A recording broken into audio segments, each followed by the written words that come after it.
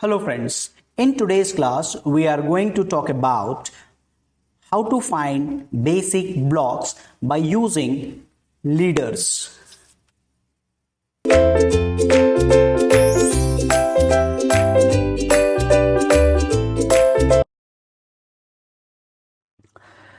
Okay, welcome back here, and now we are ready to discuss this flow graph and control flow graph. So I already told you two definitions. One, I already told you about this, what is exactly is a leader. Okay, so leader. And second is I had already told you that predecessor and successor nodes in the flow graph, or let's say control flow graph. So this two topic we have done, and now we are ready to, we have a sequence of 3 address code, and that we want to translate into this flow graph or control flow graph. Now, so what we are going to do here is that first we are going to locate all the leaders. Okay, so as per the definition that the first instruction is a leader, just go back and watch those videos of leaders, and the first statement is a leader. Now the second is that any instruction that is a target of a branch instruction is a leader. So when you say a target of the branch instruction, conditional or unconditional, it is say go to 3. The 3 itself is a leader. Then also let's say go to 2. So 2 is also a leader. Okay, 2 is also a leader. Same concept here that it is go to 13, so 13 is also a leader. So first instruction is a leader, and any instruction target of conditional or unconditional branch is also a leader. Next definition, the third one was any instruction following the conditional and unconditional branch is a leader. So that 10 is followed this conditional and conditional, so this is also a leader. And 12 is also following the conditional and unconditional branch instruction, that is 11 is also a leader.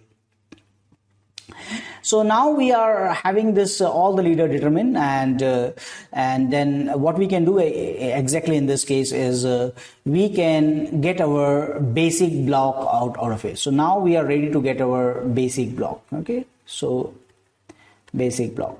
So what is the idea? That till I get the another leader. Okay, so now instruction 1 is one basic block, because that is where this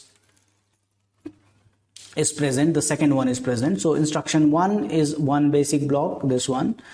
Instruction 2 is another basic block. Now instruction 3 begins here, and the next leader pops up at instruction 10. So you can start from 3, a leader, then 4, 5, 6, and up to here that is a leader. So that means straight away you can say that 1 is a leader, 2 is a leader, 3 starts with it, and it goes up to instruction number 9. That entire instruction set is a basic block till I get the next one. Then the I is equal to I plus 1, and then this 10 and 11. So here up to here that is belongs to one basic block.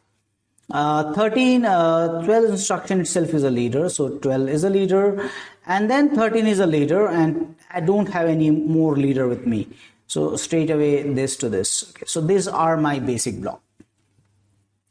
So my basic block is consist of, like here I can say a few example of this basic block. That I can say that I is equal to 1 is one basic block. I can call it as, let's say, B1.